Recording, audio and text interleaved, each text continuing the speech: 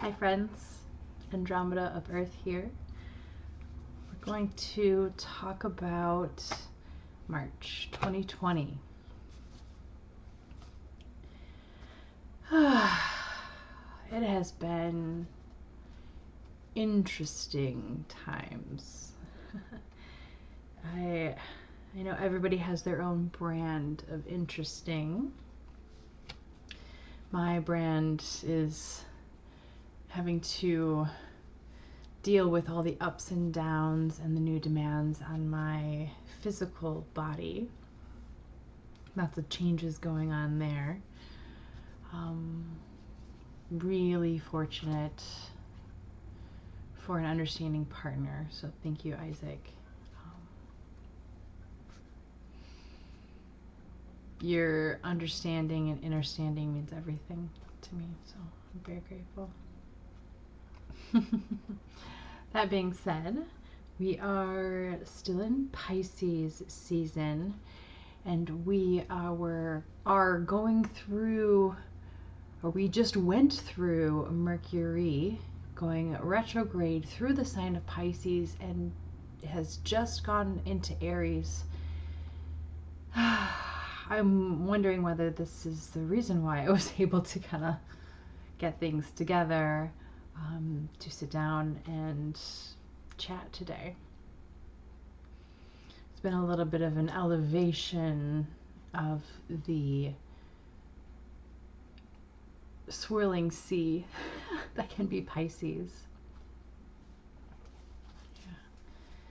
Getting a little less watery, getting a little bit of air into the mix. It's good to look at all the planets. You know, of course you don't want to get overwhelmed. You know, there's only so much a brain can take in, especially when one's just learning. And sometimes it's best to kind of just focus on one planet and the movements of that at a time, but have to remember that all the planets are out there all the time influencing us in all the ways.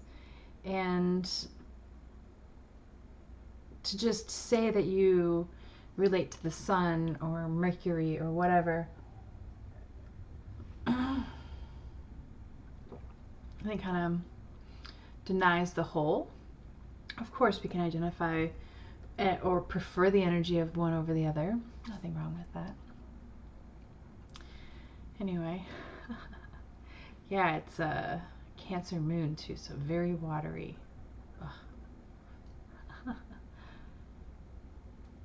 I thought I saw something outside. All the birds are back now. It very much feels like spring, and it's something that's really seems to be focus everywhere is change. You know, there's this impending change. It feels like we're all kind of right around the corner from something really big and exciting. But that grandiosity of it really can be intimidating and brings up a lot of the feelings that we all need to deal with when working with the collective conscious, unconscious, the collective shadow, right? That's what's affecting us. It's a collective thing, but then we all feel it and go through it in specific, in our various perspective because of our experiences. This is the way that and our requirements as a soul. We're all just evolving. Change, right? Anyway, we're talking about March. I really enjoyed doing the simple month spread that we did for February, so last month. I'm going to shuffle the deck. Working with the Luminous Void Tarot today, I thought it was really perfect with like the watery feels. See, I love the watercolor in this deck. It's just so gorgeous. It's got gold foil. gold edging. It's an unconventional size and shape, unconventional in that it's not used much these days. Anyway, we're gonna shuffle and then pull from the top. We'll pull one major arcana, one court card, and one minor arcana. The major arcana is our main developmental theme. Our court card is the best mental attitude for us to cultivate. And the minor arcana is the action advice. You know, what should we do about this whole thing? It's been quite a while since we'd gotten this deck out. I do have something I could do a little bit of smoke smudging. This is some cinnamon. If you've ever worked with cinnamon, I love it because it's very comforting, protective is probably the best way that I would describe its properties.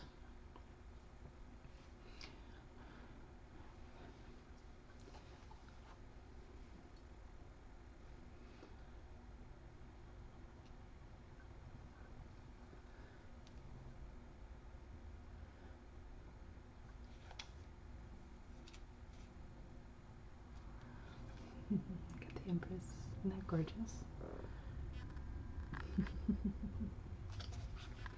Definitely feeling like the Empress a lot these days. There's lots of fertility around, and I'm not just talking about actual pregnancy, but there are just things budding or wanting to bud everywhere.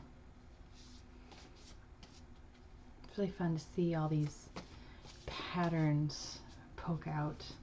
That's really what tarot and tapping into our intuition is all about, is picking up the patterns, the messages, the associations, the personal meaning, the meaning making of all the things. I welcome any and only benevolent beings to this space. All others are banished. I welcome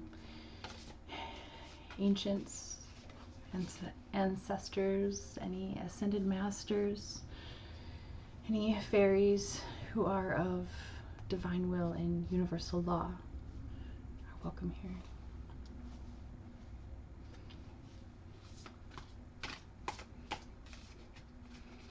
Speaking about the Empress that showed up a few seconds ago, that is the third card in the major arcana, and we are in the third month of this calendar year of 2020.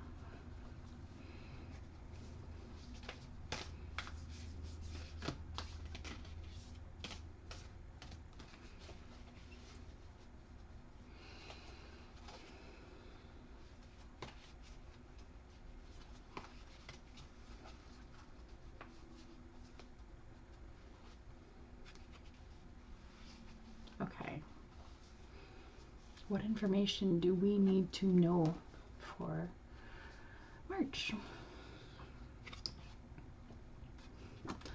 So we drew the Two of Swords for our minor arcana, our action advice. This person has their swords at the ready. Her eyes are closed, or their eyes are closed.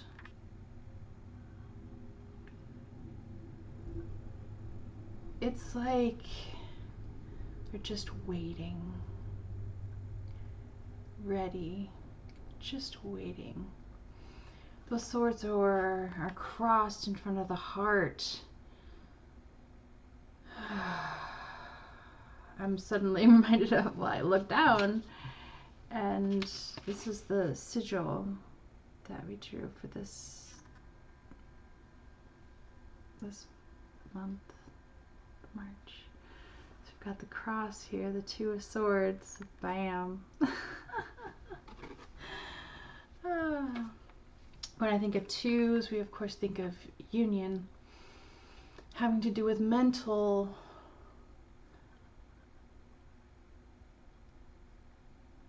the mental realm of the swords. It could either be that union, that calm, that peace. The swords are at rest.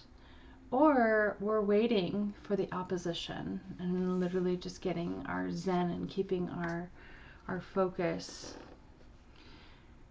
Twos, when there is fear involved, can often spark arguing, getting mad. But the action advice so clearly shows us to keep our cool.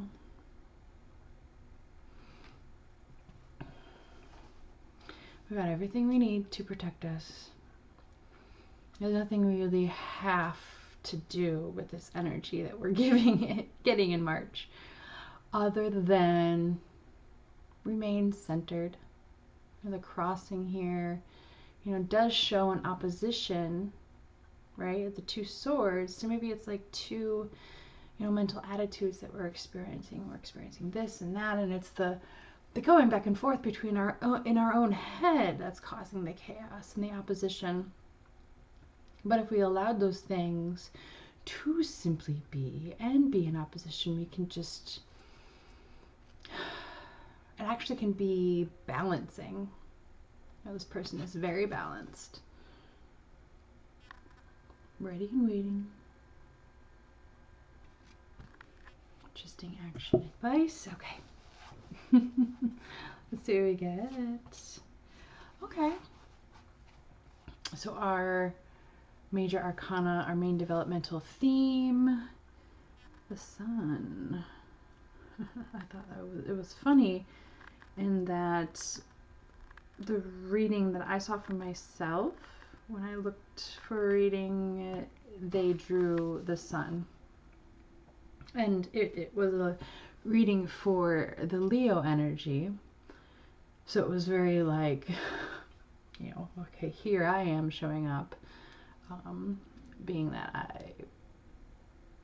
I have the sun in Leo.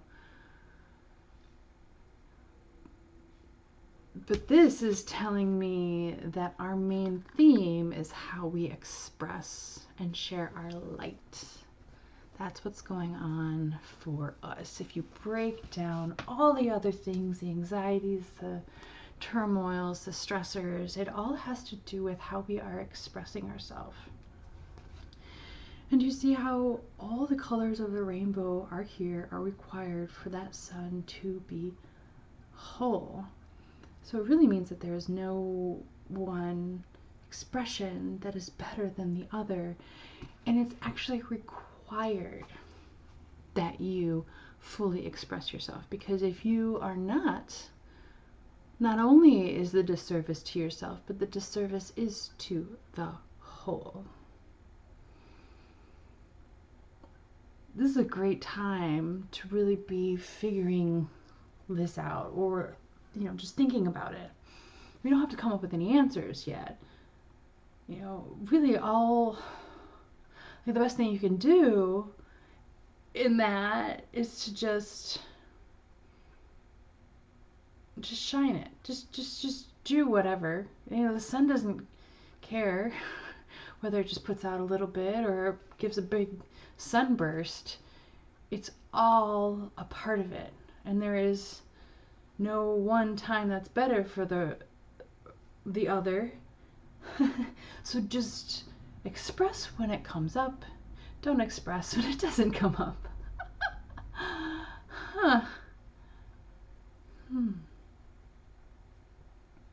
Figuring out, allowing it to just be. Because when Aries season then we can do the doing. We don't have to rush it. It's actually, not a good idea to rush it, because what if, if we were to rush our sun, like it would burn out too soon. And that's not good.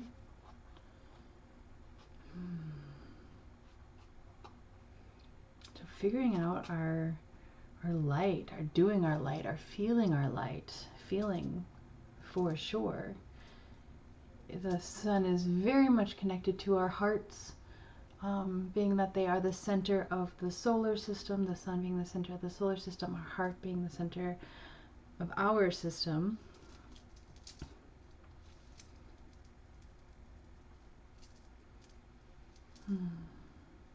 I'm feeling my talisman, my knots and locks talisman. I saw that she called it a heart opener. I was just like, oh my gosh, that's my talisman. I knew it. What can you do on the daily? What do you do on the daily? What do you already do? What would you like to do that brings you here as much as possible? It's not just like, oh, I'm gonna be able to get to my heart space when I'm on break, or when I'm by myself, or shopping, or whatever it is that brings you to, like, all those fuzzy feel-good feels. How can you live there 75% of the time, 90% of the time, 100%, 99%? What's your healthy level, right? Because we certainly don't want to only be here. That's not balanced. Is it balanced? Maybe it's balanced. There's got to be communication. Yeah. Two Swords, communication. Figuring out what those, where the, feeling into your heart is, and where the feeling out of your heart. Maybe that's what it is. I like that. Especially because in this card you see them holding the swords right there at their chest, at their heart. That to me is a message. I can bring that opposition in here down into the stable heart center of you. Let's see if we can get a court card. Well, we'll run into one eventually.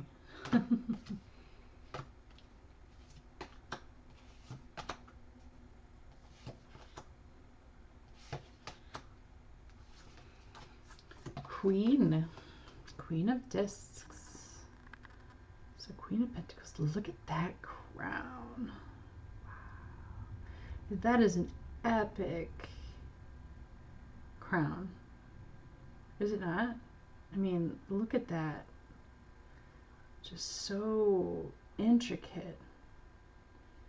It's 1, 2, 3.5 times the size of her head. She's got to have a really strong body, a really strong neck to hold up that crown, to be able to maintain, all that is the communication between all of her, and manage that in order to manifest, all the things that are required to rule her kingdom. She's got 2 pentacles here, which I think is pretty balanced with the 2 of Swords. there. Let's see, 1, 2, 3, 4, 5. There are 5 stars in her crown, which is very interesting to me because we have the 5 points and then the 5 stars, which could really be very whole, having 5 and 5 being 10. But 5 times 5 is 25, and 25 is a quarter of 100, which is also a whole.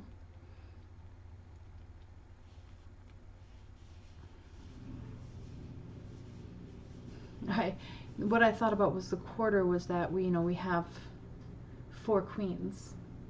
So, we could have had the Queen of Swords, the Queen of Wands, the Queen of Cups. But we didn't. We got this Queen. And this is in regards to our mental attitude to cultivate. Of course, it being royalty, it innately speaks to our ability to act out of love. Whenever a person is acting out of love, they become the royalty of the suit that they embody. And if we are wanting to have an impact on this earthly realm, being able to see the whole picture as a queen does, looking at all of the individual little humans that's in their realm, and all the little individual units in their realm, and are doing their best and acting in balance and in favor of that in order to make sure that everything from the harvest to festivals are balanced. They are bringing all of the aspects of the elements, because they have the power of all of the elements, all 5, as we know it.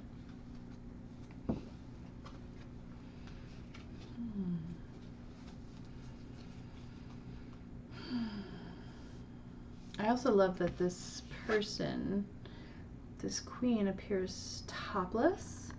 So the attitude of being bare-chested, not having a lot of weight specifically on the heart. It actually looks like, the weight is more on the centralized, neck and, head area versus here they are light as a feather in their heart, because they are acting in integrity. And it may be a heavy weight to bear, but this queen didn't just acquire this huge ass crown all at once. It was something that was, started as just this bottom piece here, just right here. And then as she grew, the crown and the responsibility and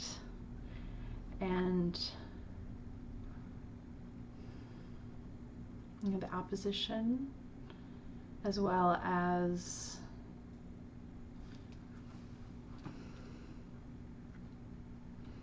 there's so many things that are required with strength. It's like you also have to be very flexible. Otherwise, you have no range of motion. So this person has that. They're free flowing. I say that because of I don't know, whether this is attached, there and there to the crown, or what that is specifically, but it feels like it's part of the crown that's just not tied on or something. Very open, very free. So this crown is on there volitionally, you know, all of responsibility that we take on.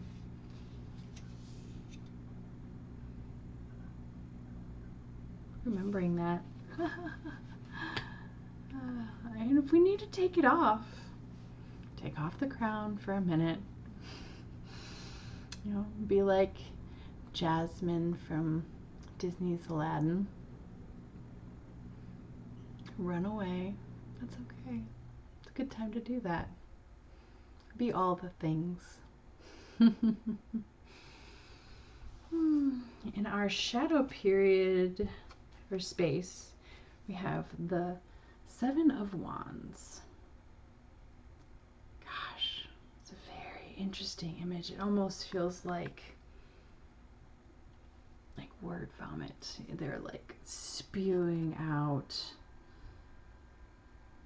that which gives them fire, passion, creativity.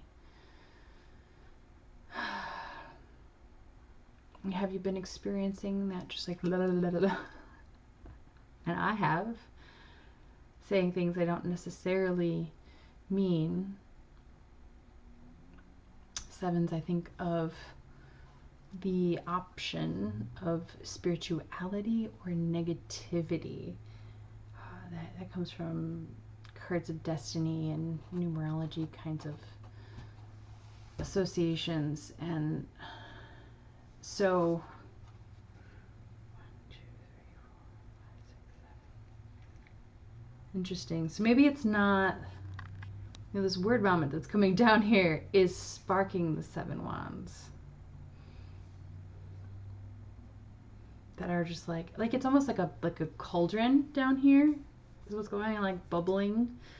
And maybe this is like the last needed ingredient.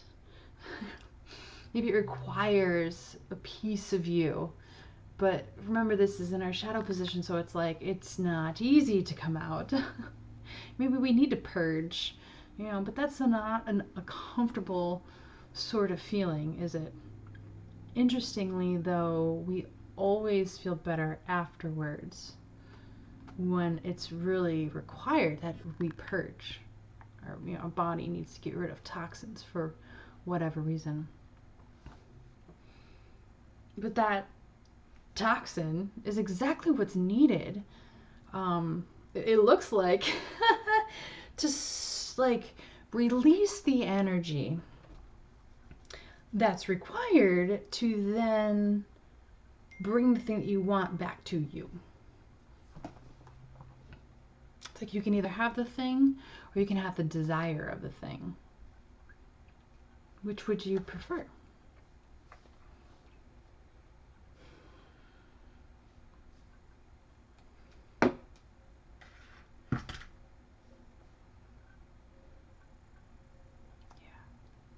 Yeah. I think that pretty much sums up this reading for now. I've already put the sigil up on Patreon. You can download that. It's at my lowest tier, probably because it's at the closest to my heart, and I really want to share my art with you folks. I'll show it again. So that's on Patreon for $1. You can use, you can print it out, do a reading for yourself. I would love to see, you know, if you were using this spread too. This spread will also be up on Patreon. But let me know. Like, I would love to see it. You can pair it with the sigil, and I hope it inspires. I hope it conveys a message that you are open to hearing. Yeah. Thank you for being here. Part 2 with journal prompts and list of symbolism will be up on Patreon. Yeah. I'll see you guys very soon.